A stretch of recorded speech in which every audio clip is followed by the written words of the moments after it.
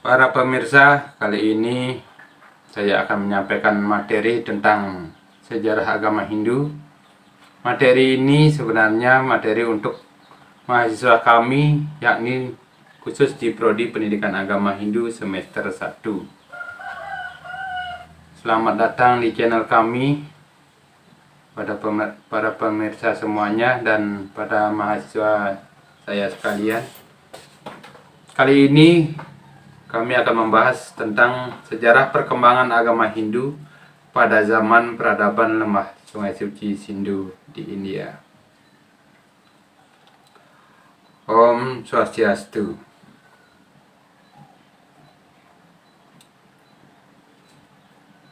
Pertama-tama saya akan memberikan pengertian tentang sejarah menurut para ahli, yakni yang pertama pengertian sejarah menurut Aristoteles. Menurut Aristoteles, sejarah merupakan suatu sistem yang mengidentifikasikan kejadian dalam bentuk kronologi yang menjelaskan kronologi dari terjadinya suatu peristiwa. Sedangkan menurut Muhammad Hatta, sejarah adalah sebagai pemahaman akan peristiwa di masa lalu yang mengandung problematika dinamis. Sejarah menjadi kejadian yang bisa dijadikan sebagai sebuah pembelajaran bagi orang-orang yang hidup di zaman berikutnya. Jadi, sejarah merupakan kejadian atau peristiwa di masa lampau yang memiliki bukti nyata dan dibuktikan dengan berbagai macam catatan ataupun penelitian. Sejarah agama Hindu yakni ilmu yang mempelajari proses pertumbuhan, perkembangan, dan perubahan agama Hindu dari masa ke masa. Sebelum kata Hindu ataupun Hinduisme dipakai oleh orang-orang Hindu sekarang, istilah ini telah memiliki sejarah sendiri. Mula-mula istilah ini diberikan oleh orang-orang asing yang datang ke India seperti Yunani, Arab, dan Persia sekitar abad ke-8 Masehi. Istilah Hindu ini pertama kali dipakai secara resmi di India dalam sebuah prasasti yang dikeluarkan oleh raja-raja yang memerintah kerajaan Wijayanagar di India, yakni di India Selatan pada abad ke-15 Masehi. Istilah Hindu digunakan dalam catatan-catatan Raja Achamenian dari Iran. Kemudian istilah Hindi umum dipakai oleh pengarang-pengarang Islam di India pada zaman itu.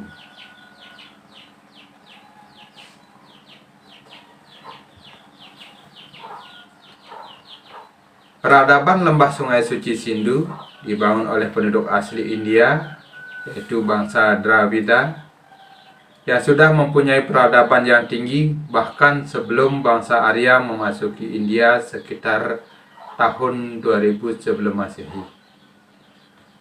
Bukti-bukti sejarah yang ditemukan di sepanjang lembah Sungai Suci Sindhu, Harappa, dan Mohenjo-daro menegaskan bahwa agama bangsa Dravida atau Dravida Religion, agama bumi India atau Aboriginal Religion, mempunyai peran penting dalam pertemuannya dengan agama Weda yang dibawa oleh bangsa Arya.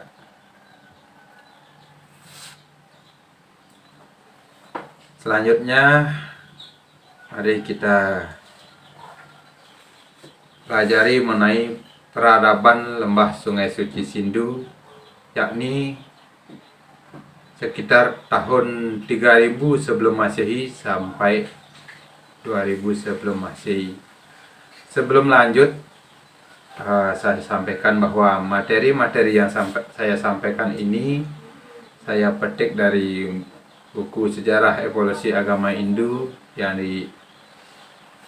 yang dikarang oleh Prof. Falgunadi yang merupakan dosen saya. Peradaban Lembah Sungai Suci Sindu. Pada mulanya sejarah India kuno atau sejarah Hindu umumnya dianggap sejarah agama Weda atau agama yang dikembangkan oleh orang-orang Arya atau Vedic Aryan saja. Akan tetapi setelah Sir John Marshall menemukan peninggalan sejarah Harappa dan Mohenjo-daro pada akhir abad ke-20, anggapan itu mulai terbantahkan. Penemuan sejarah ini menunjukkan adanya bukti-bukti bahwa sebelum kedatangan bangsa Arya, penduduk asli India telah memiliki peradaban sendiri. Kemudian diketahui bahwa penduduk asli India itu adalah suku bangsa Dravida yang mempunyai ciri-ciri berkulit hitam, berhidung pesek, berambut keriting, dan berbadan pendek. Teori tentang peradaban India kuno ini diawali dari penggalian arkeologis di distrik Sindh di daerah Larkana, yakni Mohenjo-daro, dan Montgomery di distrik Punjab Barat pada tahun 1921. Agama orang Dravida, Dravidian Religion, atau agama Lembah Sungai Suci Sindu, Indus Religion, memberikan sejarah penting bagi sejarah evolusi agama Hindu di India. Kebudayaan Lembah Sungai Suci Sindu ini secara berangsur-angsur mempengaruhi kebudayaan orang Arya, sehingga terjadilah percampuran kebudayaan antara keduanya, walaupun pada akhirnya lebih didominasi oleh agama Weda yang dibawa oleh bangsa Arya.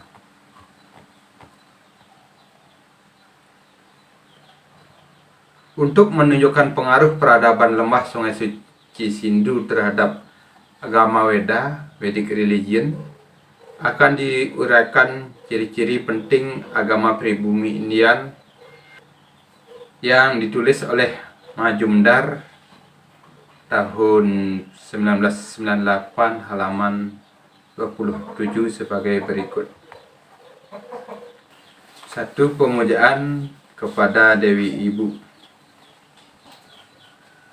Ciri-ciri yang sangat menonjol dalam agama Lembah Sungai Sindu adalah adanya pemujaan kepada Mother Goddess atau Dewi Ibu. Mother Goddess ini digambarkan sebagai wanita telanjang dengan posisi ngangkang, tengkurap, terlentang, dan berdiri. Orang-orang yang hidup di Lembah Sungai Sindu percaya bahwa Mother Goddess atau kekuatan perempuan atau Shakti merupakan sumber dari semua ciptaan. Selain itu juga diyakini sebagai Dewi Kesuburan, penguasa tumbuh-tumbuhan, penguasa dan pemberi kekuatan magis. Kalau di Bali lah pemujaan kepada Dewi Ibu, mungkin bisa kita sebut dengan pemujaan terhadap Perdana. Artinya di dui fungsi ada Purusa Perdana, dan ada juga konsep Siwa Durga. Yang selanjutnya, yang kedua, pemujaan kepada Dewa Purusa, Male God. Dalam salah satu meterai atau seal yang ditemukan saat penggalian, Ditemukan suatu ukiran yang berwujud manusia bertanduk dua, memakai ikat kepala dan dikelilingi beberapa binatang. Wujud ini dianggap sebagai prototipe Siwa atau Siwa Yogeswara. Sementara itu, adanya beberapa binatang yang mengelilinginya menunjukkan prototipe Siwa Pasupati atau dewa penguasa binatang buas. Atribut yang terpenting dari Siwa Pasupati adalah bermuka tiga atau trimuka dan memegang senjata Trisula. Wujud orang yang bermeditasi yang ditemukan di lembah Sungai Suci Sindhu sangat sesuai dengan sebutan Siwa Mahayogi atau Siwa Yogiswara dalam agama Hindu. Perwujudan dewa laki-laki atau dewa Purusa sebagai dewa Pasupati juga dapat dilihat dari dua buah tanduk yang mengingatkan dengan konsep Trisula.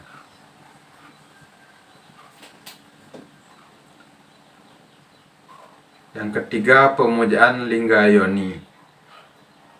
Pemujaan lingga merupakan penemuan penting dari kebudayaan lembah Sungai Sindhu. Bukti adanya pemujaan lingga ini ditandai dengan penemuan batu berbentuk phallus atau alat kelamin laki-laki yang berbentuk kerucut, konikel, dan silinder. Pemujaan ini memegang peranan penting dalam agama lembah Sungai Sindhu. Kalau dilihat pemujaan Lingga Yoni, mungkin di Bali, termasuk di Jawa, banyak kita temukan pemujaan Lingga Yoni pada zaman dahulu. Pemujaan kepada dewa pohon dan binatang. Pemujaan kepada dewa pohon ditandai dengan ditemukannya bukti berupa gambar-gambar pohon bersama-sama dengan wujud manusia dengan atribut-atributnya. Ada beberapa pohon yang dilukiskan dalam sebuah meterai atau sil, antara lain pohon pipal, beringin, dan akasia. Sementara itu, tanda-tanda adanya pemujaan kepada binatang ditandai dengan adanya gambar-gambar seperti ular, lembu, harimau, kerbau, badak, gajah, dan binatang aneh bertanduk satu atau unicorn. Jadi kalau kita lihat di Bali juga seperti itu, banyak yang konsep-konsep pemujaannya itu ada naga, ada nandini, ada harimau, termasuk ada warak, dan ada juga gajah. Ya.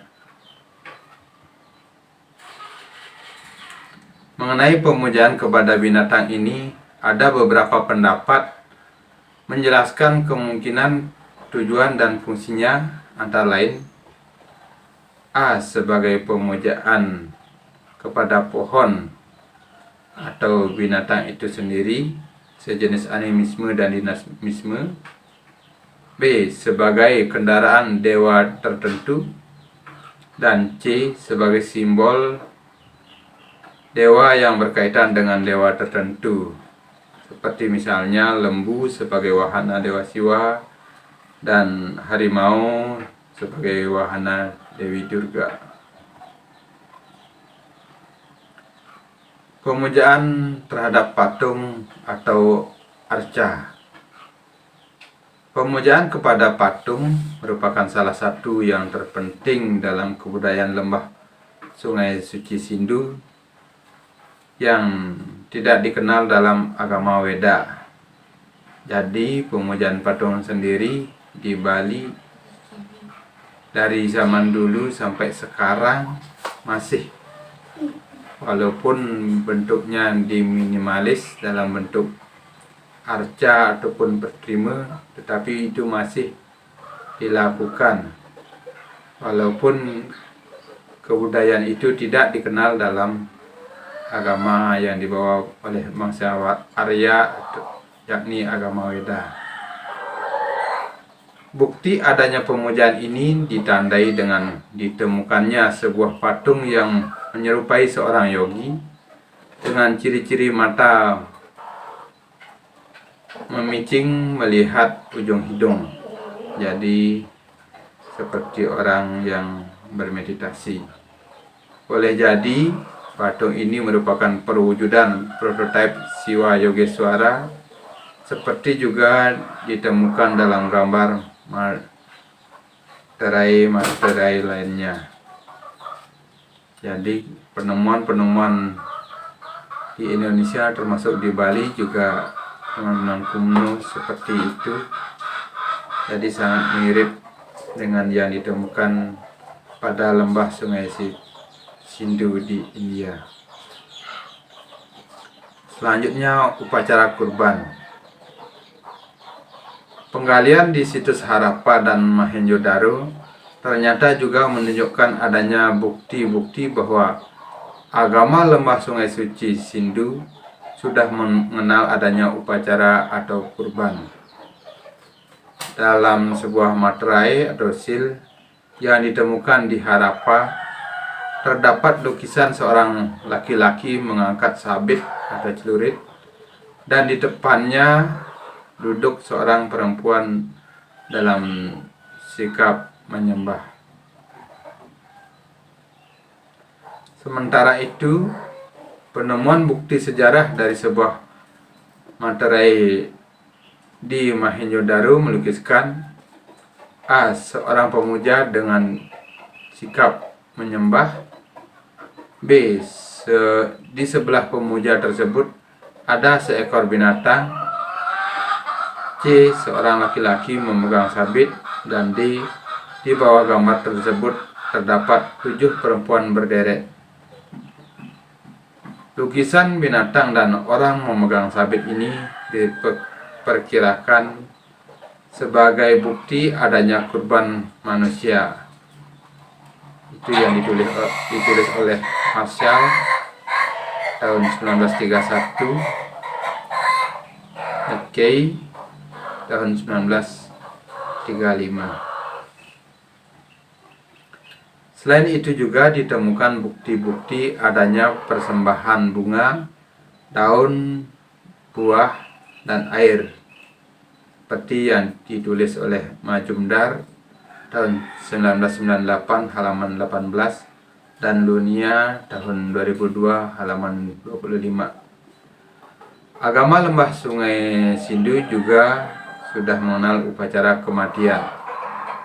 Ada 3 sistem upacara kematian, yaitu penguburan, penjemuran, dan pembakaran mayat yang abu sisa pembakarannya dibuang ke sungai.